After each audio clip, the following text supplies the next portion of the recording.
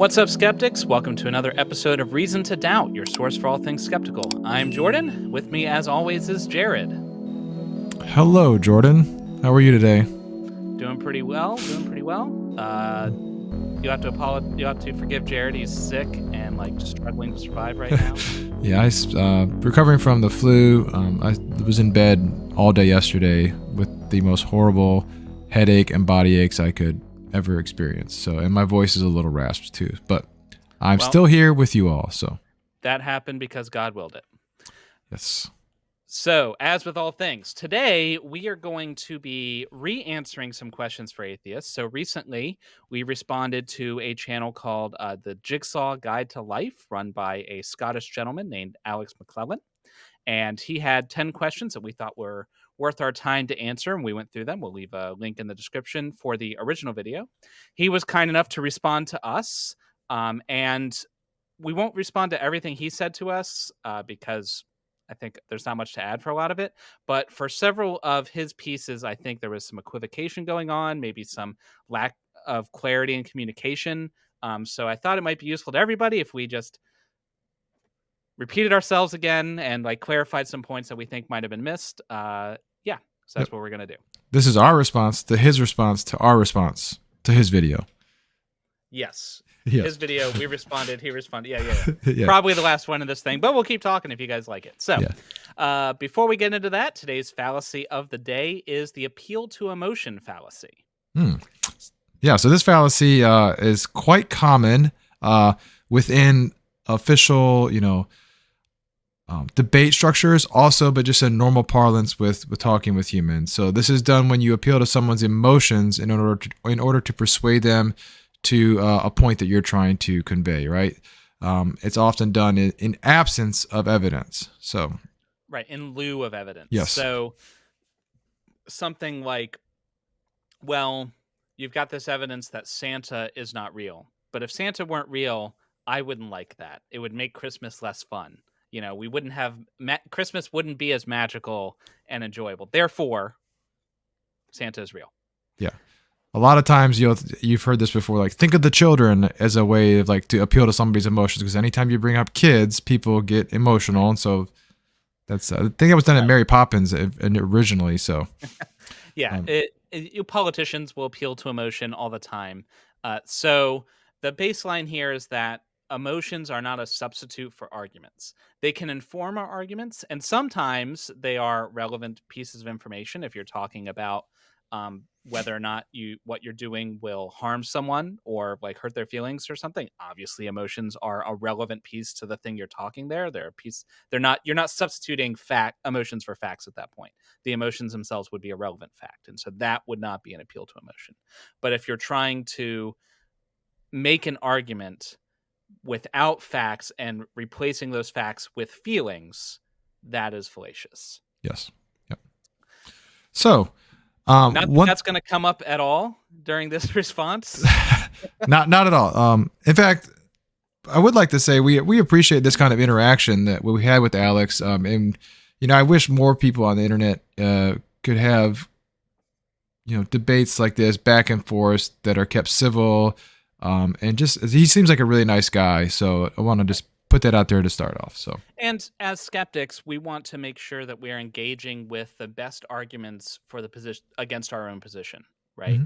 The only way we're going to find out if we're wrong is if we engage in these kind of conversations with people who disagree with us and are able to push us on things that we might have taken for granted. And at the end of it, maybe we are able to change our mind. Or if we don't change our mind, we can at least come away with a better understanding of our own position. And that's always good. And also, just side note here, he did challenge me in his response video to read his book, A Jigsaw Life, to something. I ordered it on Amazon. It's in the mail, so I'm going to read it, and I'll get back with him on how I feel about it. So we can throw it onto our list of books to review for our bad book reviews coming up. Assuming that it's bad. It might be good. So. Well, yeah, but we have to have a catchy title. This is yeah. Okay, it's true.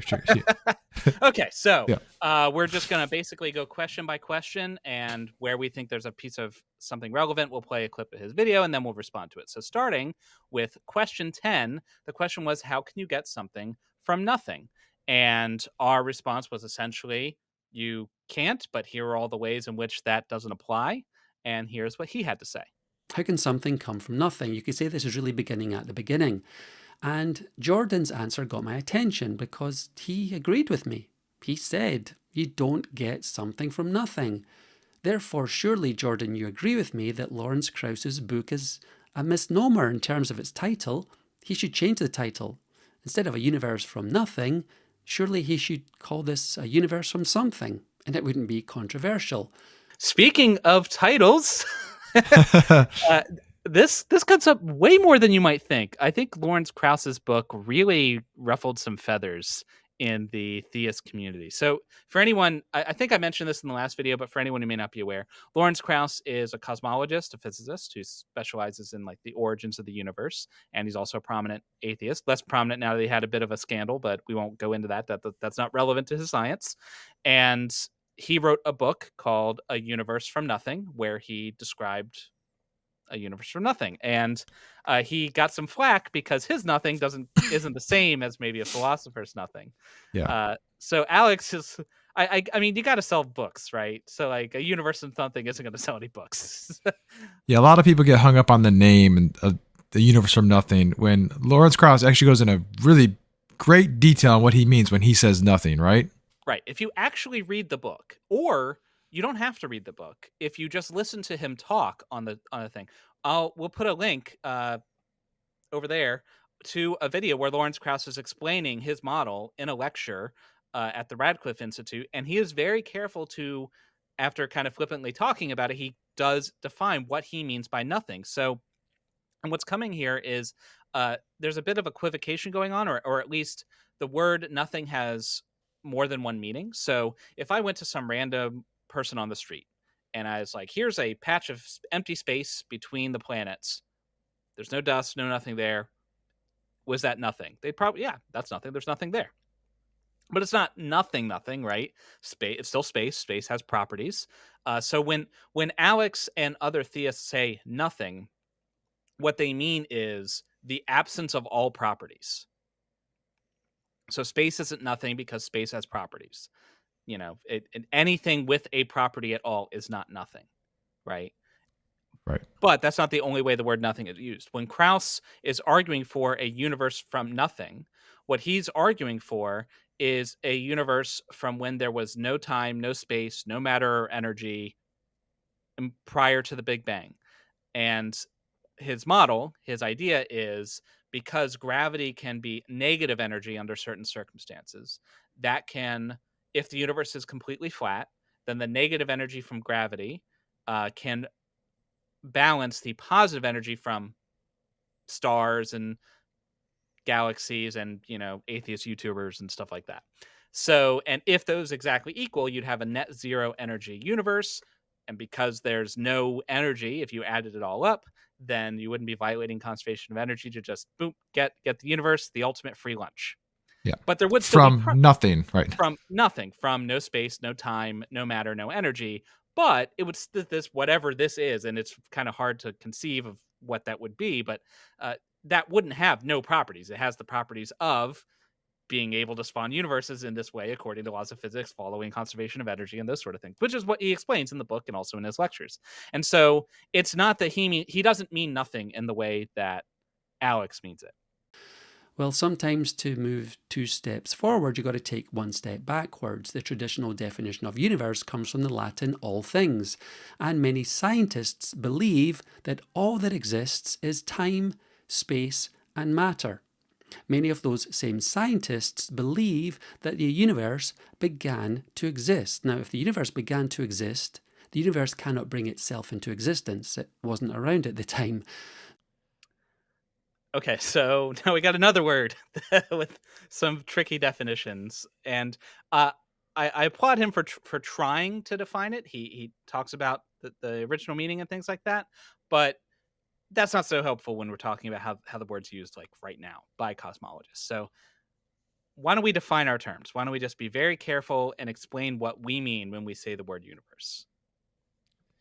Yeah. So we're meaning our local existence of time space, right? We're not talking about the entire cosmos and the Carl Sagan kind of. I mean, we view. might be, it's unclear whether our contiguous region of space-time that's governed by our laws of physics, if that is all there is. It may be all there is. It may not be. If that is all there is, then the universe and cosmos would be synonymous. But so what happened is we had this word universe, which meant all things, right? And it kind of got attached to the world we live in, right?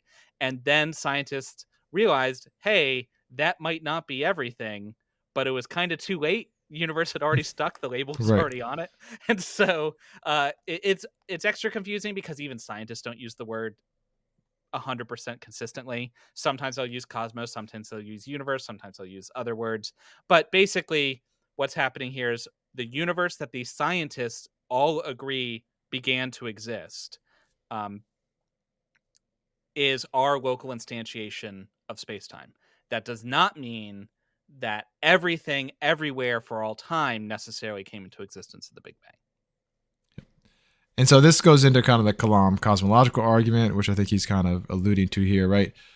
Jordan did a debate on this at one point, so we can maybe link to that. It was a long time ago, actually, but it was a very long time ago before I wore the bow tie. Yeah. Okay, so so now that we've got Yeah. what we mean by universe and what scientists, when they're talking about the universe beginning to exist, this is what they mean. Okay, so now with that, armed with that, and armed with an understanding of what nothing means, now we can move forward. Well, if these same scientists have posited that all exists is time, space, and matter, and the universe began to exist, nothing exists outside of the universe, well, the universe came from nothing. Okay, so now that we've spent some time defining what we mean by universe, defining what we mean by nothing, and more importantly, what scientists mean when they say those words, we can see the equivocation that Alex is committing here. We've covered the equivocation fallacy before. What that is you're using a word with multiple meanings in a different way as your argument goes on, right? So it starts with one meaning, but kind of transforms into another meaning as we go. The equivocation here is Alex is saying these scientists agree the universe began to exist. Okay. And that is a true statement. Then he says the universe is everything that existed ever.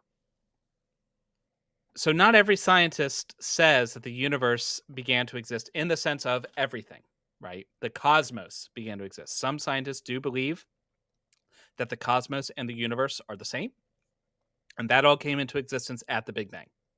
Other scientists don't. There are models such as Lawrence Krauss's model, which we've been talking about, or Sean Carroll's model, or others that don't include that assumption. And so it is not settled science to say that the Big Bang was the beginning of all there was. The Big Bang was the beginning of our universe. Yeah. Sometimes Christians and theists will try to point to, people like Krauss and Carroll to say that this is just atheists trying to get out of the Big Bang problem because they see it as a problem for us. Obviously, this is one of his questions. He sees it as a problem for atheists, right? But that's not the case. This isn't where like scientists are like, oh, we got to fix this problem. Let's create a solution for it. They're just going where the evidence leads, and their evidence suggests to them that there could be other things outside of our local substantiation of space-time, right? So, right. If, for instance, I had talked to another physicist who is a Christian on this channel. I talked to Jeff Swearink with Reasons to Believe, and we had a great interview, even though my mic was my crappy webcam mic because I messed up, but it was still a good interview. And he said that if the inflationary cosmology model is correct, and there's very good reasons to think it is, then we live in a one kind of multiverse. A multiverse where there's more to the universe than our universe. There's more to the cosmos than our universe. Now, he thinks that the universe did come into existence at the Big Bang, but the idea that there's a multiverse in some sense is not controversial even for Christians, right? So this isn't like some crazy atheist thing being used as a rescue device just to save our worldview or something. Right. This is just, what some scientists believe the evidence is telling them. And so when he says, what's outside of the universe? Nothing. Well, that's an assertion. What's outside of the universe? I don't know. Who knows? It could be Jello. We have no idea. Well, it could be nothing, right? Yeah. It might be that the universe is all there is, and so there's no outside the universe is like a meaningless statement. There is no outside, right? So you could say that there's nothing there. Or it could be a multiversal foam of many other universes. Who knows, right? That it's not a settled statement is the point. Why would they conclude that when that doesn't make sense? You don't get something from nothing. Well, think about it. If all that exists is time, space, and matter, what is responsible for the beginning of these things would have to be timeless, spaceless, immaterial. You could argue very powerful. You could even add on personal.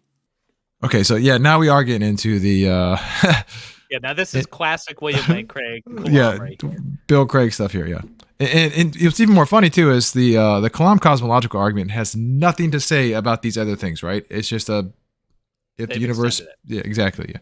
Okay, so this is clearly based on a confusion around the word universe. So let's back up. Let's remove that word universe because it's confusing. Let's use the word cosmos, and that means everything that exists. Okay, and nothing means no properties whatsoever. Then his argument is premise 1: the cosmos began to exist at some time in the past t.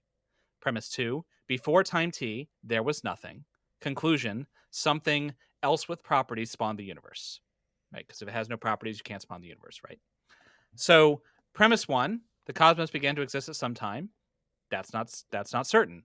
There are cosmological models, the Carroll-Chen model, the Hawking-Hartle model, others that don't include that premise. There are problems with all those models. We probably don't have the right model yet, but the point is there are problems with it. There was something he'd have to substantiate. It's not something he can merely assert. It is not a scientific consensus by any stretch. Premise 2: before time t, there was nothing. This is something else that Alex just takes for granted, but he needs to substantiate that. The premise, him saying and we agreeing that from nothing nothing comes, that tells me that there was never nothing because we have something now, right? So That's what yeah, it would tell me. So from nothing, nothing ever comes. We have something, therefore nothing never was.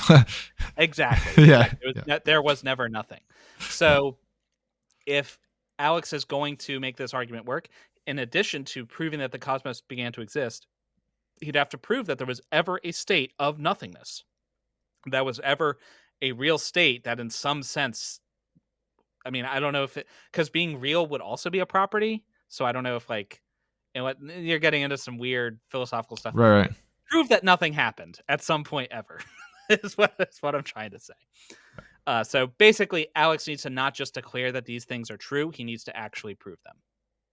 We have a universe from nothing, which doesn't make sense. And they know it doesn't make any sense. So they subtly redefine nothing as something to wriggle out of an uncomfortable situation. So this, I think, is not a great characterization of what we're trying to do. We're not redefining nothing to wriggle out of a situation. What's happening is Alex is equivocating on the word nothing. I'm going to be charitable and assume it's just because he doesn't understand what Krauss was trying to say or what the cosmologists are trying to say. I assume it's just, unintentional. But unintentional or not, it is equivocation.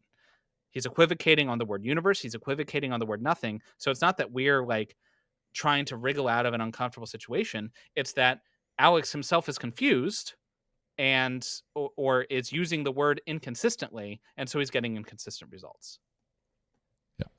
And I mean, I can only speak for myself, but I'm not trying to wriggle out of an uncomfortable situation. Like, are you? Want to know what I just want to know what the truth is, and if the truth is that the universe began to exist, that like it would have no impact on my life. So it's honestly, this topic and this subject are so dense and so hard to understand that I have a hard time. Like, I tried reading Krauss's book.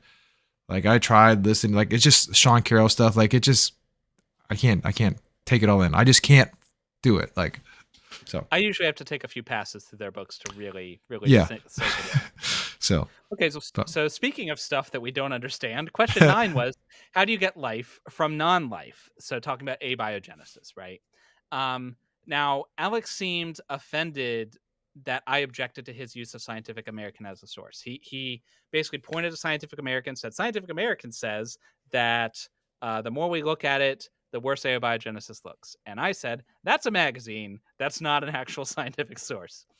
Now, it is true that Scientific American is probably better at communicating science than CNN or Fox News or something like that, because that's what they do, right? They're a publication that is intending to communicate science to a lay audience, right? However, they're not peer reviewed, though they do try to base themselves on peer reviewed evidence. They are not themselves peer reviewed. And I know for a fact that they are not always reliable in vetting their stories and making sure that the science they're basing it on is sound. So I alluded to this before, but because Alex seemed to object to my characterization of Scientific American, the specific instance, the way I know for a fact that Scientific American is not necessarily reliable, comes from a project I had to do in school where there was a particular article that Scientific American published in November 2009, A Plan for a Sustainable Future. And it was written by two gentlemen, Jacobson and DeLucci. And it was their plan for a sustainable energy future. And they excluded nuclear power from that future completely because they said it was 25 times more polluting than wind and extremely dangerous, like would cause tremendous loss of life. And then they just breezed on. Okay. If you go read the papers, and they were peer-reviewed papers that they were published on, but if you go actually read them, there's a couple that they did, but one of them, the most important one, is Jacobson 2008 Review of Solutions to Global Warming, Air Pollution, and Energy Security, published in the journal Energy and Environmental Sciences. So if you read that paper, almost all of the emissions they attribute to nuclear power don't actually come from nuclear power per se. They assume that there will never be any learning or speeding up the process of building a nuclear power plant. There will never be any streamlining of the process of licensing, that basically things stay the way they are forever, and that building a nuclear power plant means you aren't building anything else, and therefore, like you're not building anything else. And therefore, if you did absolutely nothing but waited around with your hands in your pockets for this nuclear power plant to come online, that's where all their emissions are coming from. Which none of those statements are plausible, and they are also not consistent with the benefits that they give to wind and solar, which I think they should. Like, they assume that solar is going to get better over time and wind is going to get better over time, but not nuclear. Nuclear can't get better over time. Nuclear is dead. And speaking of dead, the reason that they say nuclear power is super dangerous, it's funny. If you look at the picture in the article, and I'm not going to put it on because it's probably behind a paywall, but like if you look at the picture, there's like a black bar for like the actual deaths per terawatt hour. And then there's this massive gray bar above nuclear. And all of those deaths are because they credit nuclear power or penalize nuclear power with the extinction of the human species from thermonuclear war. And so they say basically what they're saying is if we use nuclear power plants, that means the entire species will be wiped out, and that would be bad. It's just yes, that would be bad, but it's just absurd. It is yeah. a ridiculous statement, and they were rightly excoriated for their statements by the rest of the literature, right? So, but had the article been peer reviewed, though, it wouldn't have made that far to begin with. Well, I mean, to be fair, the paper I'm citing, no, I mean the Scientific American. But had Scientific American done their due diligence and read it, I would like to think that somebody there would have realized that this is ridiculous and had them change the article, but they didn't. And so all of this is to say that you can't just say, oh, it's in Scientific American, therefore it is fact. Okay. That is not the case. You can't even say, oh, it's in a peer-reviewed paper, therefore it's fact, because peer-reviewed papers can also be wrong. That's why you have to look at the consensus. And so what's the consensus on abiogenesis? Well, this is where we have reached the limit of my understanding of biology. So we're going to leave a link to friend of the channel, Jackson Wheat. He is a aspiring biologist, and he did a video or a couple of videos on abiogenesis talking about the state of research and how it might come along. The short story, from what I understand, is that the RNA world hypothesis is looking pretty rosy, and that's essentially that while DNA is very complicated and hard to make, RNA is much simpler and can do a lot of the functions of DNA, just not as well. Yep. And so if we could get to RNA through the primordial super, that's not the model to use anymore, but whatever the initial conditions of the Earth were, if you can get to RNA from those conditions, and there are reasons to think we can, then you can use RNA to get DNA, and that's no problem. Like, once you have a self-replicating molecule, that if something can replicate with errors, but not too many errors, which RNA can do, then evolution can work, and you're fine. This is kind of what I was alluding to in our original response video when I was talking about that we're all just made up of chemicals and that chemicals in the right conditions, right? And that's when he said that I was a huge man of faith to believe something like that, right? Which, side note here, why is it that Christians always use the term faith as a pejorative term when they're speaking with atheists, but when they're talking about Christian things, it's like a good thing? I don't get it. So I think where that's coming from is because atheists will say that they don't have faith, and many atheists will get very offended if you try to say that they have faith. And so it's kind of a rhetorical flourish to say, "Oh no, not only do you have faith, you have more faith than I do." Yeah. Uh, but allegedly, faith is a good thing. Frank So Turks of the basically, world. So yeah, right? Basically, all this is just a God of the gaps argument. When you boil it exactly. all down, this is just saying we don't know, therefore we do know, and the answer is God. And even if the theory of evolution was nonsense, that would not prove creation. You would then have to still prove that creation happened, right? Which is not something that Alex even attempts to do. Okay. So go talk to a biologist to talk about abiogenesis. Question 8 is on consciousness, and we're not going to solve the hard problem of consciousness here on this YouTube channel, so we're going to move right along to question 7. How do you get design without a design? Another thing that Jared had pointed out was he rejected my suggestion that evolution is an unguided mechanism. He said that's not how evolution works, but that is how evolution works. It is an unguided mechanism. So, I don't know, maybe there was some corruption in the video last time. Maybe it just cut out at an opportune moment only in Scotland. So let's play what Jared actually said, just for the record. When he's using the word design, he's implying that there was an intentionality behind that design, right?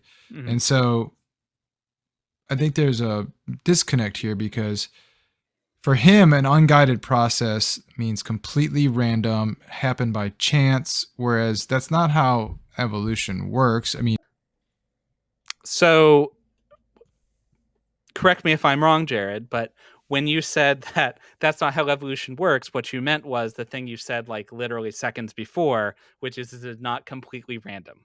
Is correct. that That was is the that accurate? main. Yeah, Okay. that's accurate. Yeah. Yeah, yeah, It's a yeah. shame you didn't put that more succinctly. Like, you shouldn't leave such a gap between what you say and, like, clarifying it. You should really try to put those in a quantum superposition so they're at exactly the same times. There's no way to miss it.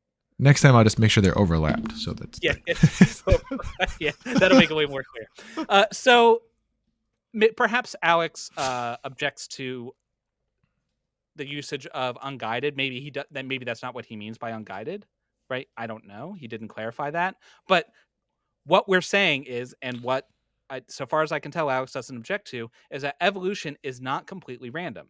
Evolution has random aspects, but natural selection, which is not the only mechanism of evolution anyway, but natural selection is not random. It does not randomly choose things.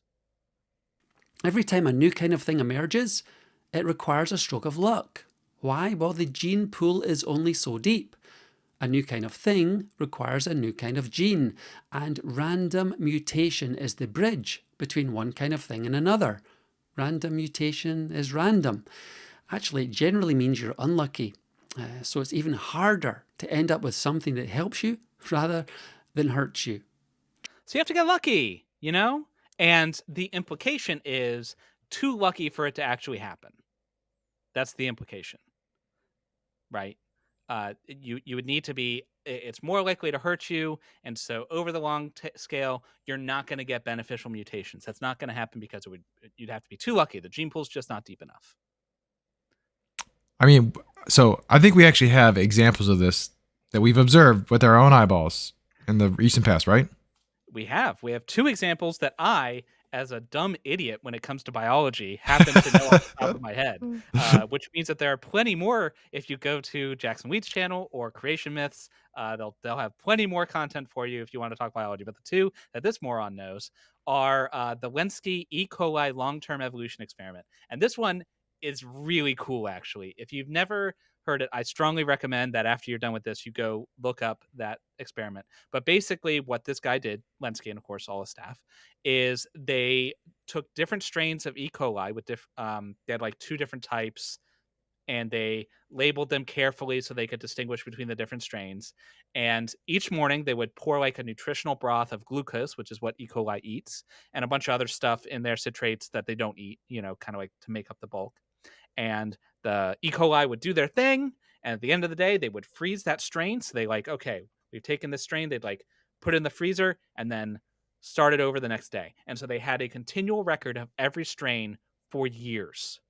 So they could see if a new trait emerged, if anything happened, they could wind back the clock and look back in time to see like where it happened and find out what had gone on. Brilliantly designed experiment. It's amazing. Some of the best science I've ever heard of. And a new trait did in fact emerge because they found one day that one of the E. coli strains was doing significantly better than all the rest. And what they as they looked into it, they found that this E. coli was not just eating the stuff they were supposed to eat. This E. coli was also eating the citrates, which it's not supposed to be able to do. So citrates, E. coli, they can't aerobically grow on citrate. In fact, that is a feature that you use to distinguish E. coli from other species like Salmonella. But this E. coli said, I don't care about your labels or your boundaries. I'm going to do it anyway, and figured out how to do it. And I'm using words like figured out. Obviously, the E. coli didn't think about it. It just happened, But this was a very clear instance of a new trait evolving in a particular strain of E. coli through random mutation, through a string of random mutations. It didn't just take one. There were several that had to happen in the strain for it to work. And you can read about it. They wind back the clock. They find exactly like where the branch was, which mutation was. This happened in a lab. You could not ask for a more clear sign of evolution happening right in front of you. But if you did ask, I have another one. So this one's also pretty cool. It's called nyelinase. Now it's called nyelinase because the AISE, that's the thing you throw onto stuff when it's going to like eat it. It's like the thing you use to digest stuff. Like mayonnaise. Like mayonnaise, right. This is the high quality science content you're getting for this channel. And nylon, because that's the thing it was eating, they found a organism that could digest nylon. It survived by eating nylon, and they found it like in the pool downstream from a nylon factory, from a place that produces it. So this, at some point, they don't know exactly when because they weren't like observing the stream, but they just found it. They found this creature that had evolved to eat this substance. This substance did not exist before the early 20th century. Like, we made it. Humans invented this substance. It does not exist in nature. So either this nyelinase was just biding its time for billions of years, waiting around for the eventual invention of its food, or it evolved a way to consume a new food source that it found in its area. And just so happened to be right there in that local, I mean, not just so happened. That's why there was an evolutionary pressure. There's a resource that could be exploited. So evolution happened and the resource was exploited. That's what happens, right? Yeah. And so those are just two examples of countless other examples that people much smarter than me know. Go talk to a biologist. But basically, it's not... The idea that new traits can evolve is not hypothetical. We have observed it happening. We can see it happening right now today. And so to pretend like it would require this ridiculous stroke of luck that's so absurd, it's just not true. Yeah, I mean, mutations happen all the time. Right. And some of them are beneficial. Yeah. So, onward to problem 6, the problem of evil. This is a favorite one in these circles. Usually, it's used by the atheist against the theist. And so, the problem of evil, we've done some videos on this before, basically is that there's evil in the world. And by evil, we mean suffering. Like there's horrible evils, like tsunamis and plagues and stuff like that. And God is supposed to be all powerful and also good. So he could stop the evil, and if he's good, would want to stop the evil, and yet we have it, right? And that's the problem of evil. So yeah, so it is clearly not a problem for atheists, right? Because if you remove any of those parts of the dilemma, then we just have evil without the problem. Right, exactly. Yeah. So here's what he had to say about it. But the point is, there is no evil in the universe, according to atheism. Everything just comes down to personal taste and preference. So this is another example of either equivocation or just like not understanding what we mean by the word, which I think we are pretty clear on. But let's just be clear. when evil is used in this context, what they're really talking about is suffering. So the argument is also called the problem of suffering, or the problem of gratuitous suffering. So why don't we remove the word evil, because apparently it's confusing, and we'll just use the word suffering. If we use the word suffering, then I think it becomes obvious why this is ridiculous. So the argument, the problem of suffering is there's a almighty deity who's supposed to be really great, and yet we suffer. Why do we suffer so much? And so if you remove the almightiness of the deity, you remove the goodness from the deity, or remove the deity entirely, then all you have is suffering. Why do we have suffering? Like, there's no problem anymore. That's like the whole argument. Right. So he's trying to tie the problem of suffering as if it were a problem for atheists. It's not. But really, there's two questions here, because he talks about the problem of evil. That's silly. So we can put that aside. But then what he does in both his original video and his response is he talks about morality. And I think that's what he's really trying to get at, is that we don't have a basis to make moral judgments. You can see this in the original video. But rejecting the existence of God doesn't solve the problem. It causes an even bigger one.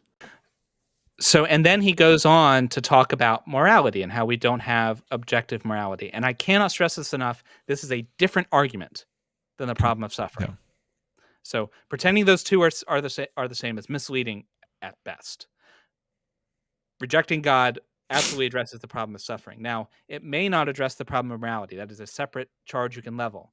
And so the way the problem of morality would work is that basically premise one, without a deity, we don't have objective morality. Objective two, or premise two, we do have objective morality, therefore there's a God. Something like that. And then you'd have to first establish that there's objective morality. Right. So for the problem of suffering, we've dealt with this on a couple times on the podcast, and we'll link some of those here. We did a whole episode on theodicies. So theodicies are basically Christians' way to try to solve these problems that come about with having a God. But problem of evil is a different topic, and we weren't addressing the problem of evil when we were answering this question. We were addressing the problem of suffering, or the problem of evil. So if you want to hear about us talking about morality, though, the objective morality problem, I talked about that in my response to Brian Holdsworth when he argued that morality proved God's existence, and I argued that it didn't.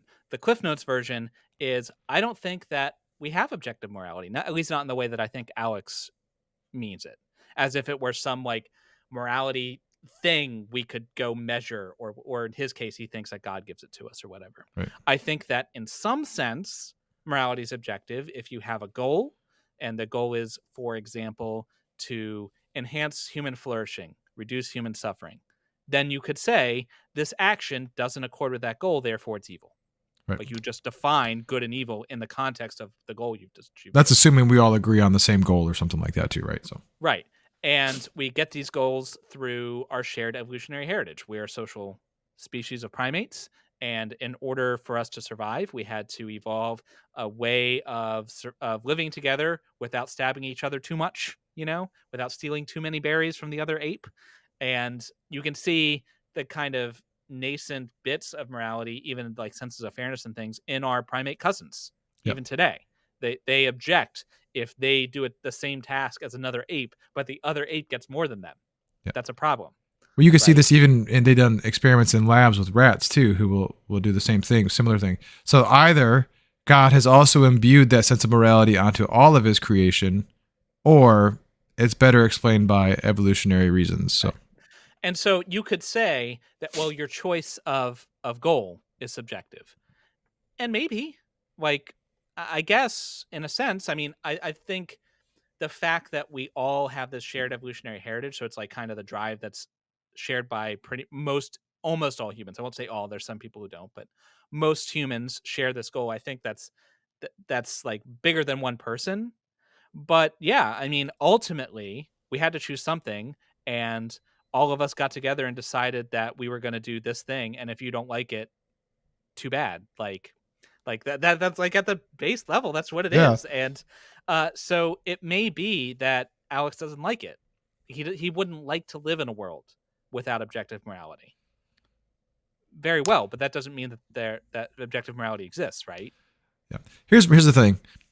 I don't think you would know if you lived in a world with objective morality or not, because it's not like, unless the person like came down and like wrote it like on the moon or something like that, right? Where it was like, here's the objective morals, like, Well, even so, all you'd yeah, have is writing on the moon, right. I'm right? saying, like, if there was some way So to convey what objective morals were, but there's no way we have that, so we don't even know if we yeah, do, right? what we have is a sense of morality that is mostly kind of sort of the same among all of Right. us, right? We kind of mostly agree on the broad strokes of what's good and evil.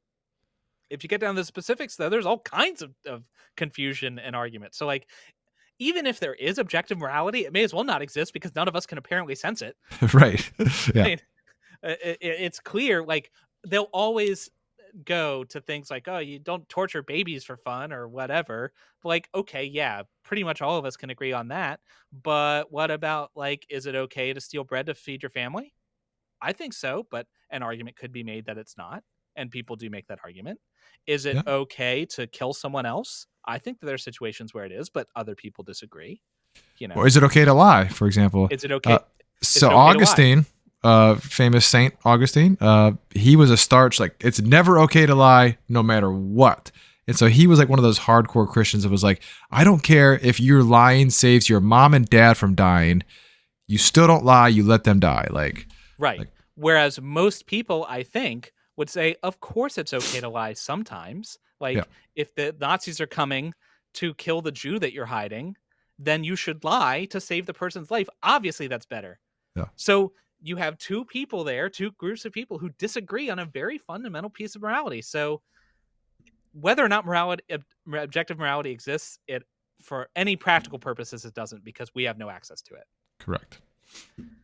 Well, questions 5 and 4 we're gonna skip because he's basically kind of just talking the same talking points he had before. That didn't really add anything new to this, but it's basically dealing with meaning and purpose, right? So It boils down to an argument from consequence, yeah, which is, if you believe this, it would lead to things that we don't like. Things like feeling of purposelessness, feelings of meaningless, which I don't agree that they would, but even if it were true, none of that would show that his argument was correct. So yeah, it, whatever. I'm not persuaded by basically, if we are just a speck, a universal speck, the pale blue dot, I am perfectly comfortable with that. It doesn't bother me in the slightest. I understand why it's an interesting question, but even if the premise is true, okay, yeah. fine. So let's move right along to human freedom. Question number 3. This is basically talking about libertarian free will. So Alex believes that we have free will, meaning that we are free to choose with no outside influences. He didn't say that, but that's what libertarian free will means. So I assume that's what he means. That seems to be what he means. And he says that under atheism, we have no free will, and that's too high of a price for him to pay. So, in a sense, that could be another argument from consequence. I wouldn't like a situation or a world in which I didn't have free will. Therefore, I reject the conclusion. But to be charitable to Steelman, what he may be saying is, I have the immediate experience of having free will, and that's evidence. So like, I'm not willing to forego this direct evidence I have of being free. Like, I need something to overcome that. That might be something of what he's saying. Yeah. Which, good. Well, also he didn't really address what one of your arguments was in the video, right? He kind of just bypassed that. Yeah, so I actually pushed it back on him, and since he missed it the first time, I'll say it again. I don't think that under Christian theism, the mainstream sort of Christian theism of a tri-omni perfect being God, a God that is omnipotent, omniscient, meaning all-powerful, all-knowing, and a creator being, right? If that's the kind of Christian God we're positing, I don't think that that being can exist in a world where we have free will. The reason being, in order for us to have free will, we would need to be able to make a choice freely. We'd have to truly be able to choose otherwise if we wanted, right? The ability to choose otherwise is basically what free will comes down to. But if God is omnipotent, so he can create any world he wants, and he's omniscient, meaning before he creates this world, he knows the consequences of doing so, right? If I'm going to make universe A, Jordan retains his Christian faith and goes on to be saved. But if I make universe B, Jordan doesn't retain his faith. He freely chooses to not to pursue paths that lead him away from the Christian faith. So even if universe A, I freely chose paths that lead me to Christianity, universe B, I freely chose paths that lead me away, the choice of A or B is chosen by God. And he knows what I'm going to do, basically, and he could have chosen otherwise. So, in a sense, my choice is already predestined. I never really had the opportunity to choose otherwise because God made that choice for me. He said, I'm going to make universe B. I'm looking at A. I could choose A. I am not choosing A. I'm choosing B. Well, that means that I'm going to not be a Christian. God already made that choice, right? Mhm. And so if having free will is something that you cannot let go of, then I don't think you can choose either choice.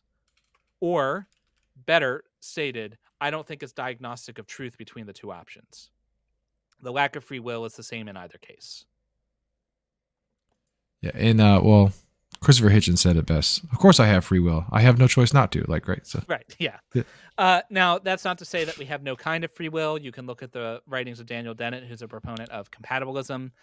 He basically argues that we have free will. It's just not the free will you thought you had. It's just different. You just have to accept it. So, and this could come down to one of those. I just don't like not having the free will. Like, I don't like the thought of not having free will kind of things, which I think is where most people land. Right? It feels uncomfortable to them to think that they don't actually have a choice in the actions that they make. So, but whether I have free will, honestly, if I found out definitively tomorrow that nobody has free will, I don't think it would change anything. I don't think I would do anything different. I mean, it couldn't, right? I wouldn't have any choice, you wouldn't have a choice to, right? Yeah, exactly. Yeah. But like my subjective experience wouldn't be changed at all. So Right. it doesn't seem like a problem. And the last two are identity, talking about whether or not we have an identity as a person. That's a tricky question, but either way, doesn't matter. And the last question one, is rationality, where he argues that we have no basis for rationality because our senses evolved, and therefore they didn't evolve to determine truth. They evolved for procreation. I have nothing new to add. I'll just reiterate that if my senses were not good arbiters of truth, we'd probably die. If we couldn't accurately detect reality well enough, then we wouldn't survive. And we'd all be eating nylon. So yeah, we'd all be dead. And so I mean, this one gets to me sometimes because we don't accurately perceive reality. Optical illusions and cognitive biases and all kinds of things interfere with our perception of reality. Yeah. Our perception of reality is so unreliable, we can tell when it's being unreliable, Yeah. So what do we actually, we don't have this perfect perception of reality and truth. What we actually have is a kind of fuzzy, hazy perception that's good enough to get by and not get eaten, which is exactly what you'd expect if we evolved this sense in order to get by and not get eaten, right? Yeah. And that's kind of hard to wrap your head around too when you have these really smart people in the world. You think, well, certainly they have got to be amazing people. What do you call somebody who reasons? There's a word for it. Philosophers? Sure, a philosopher. You have these amazing philosophers out there, right? But even they don't have the best reason all the time, so. But I did want to point out too, so he did kind of make it seem like we don't care about these questions, right? And to be fair, in our original response, we were a little sarcastic. We were a little glib, right? Yeah, we were a little and we said, short. I don't care about this question. So it's fair. It's fair that he said that. But I think Jordan and I both agree, we do care about these questions, because we've spent hours talking about these questions from time to time. It's the fact that we don't care if we don't have answers to many of these questions. That's the biggest thing here, right? So right. Whichever way the answer falls on whether I have free will or whether identity is clearly delineated or whether there's objective morals, I'm fine. It doesn't bother me either way. So in that sense, it doesn't matter. One of the other things too that he kind of alluded to was that in order to live a happy and fulfilled life, you have to. Obviously, an atheist can't live a happy and fulfilled life. He didn't come right out and say that, but I have a happy, fulfilled life. I know some Christians who don't, and I know some atheists who do, and vice versa. and we give ourselves meaning and purpose and all that stuff. So, Right. You don't need a deity to give your life meaning. Your life doesn't have ultimate meaning, I don't think. I don't think that in a trillion years, a universe where you existed, it'll be identical in all relevant respects to a universe in which you didn't exist.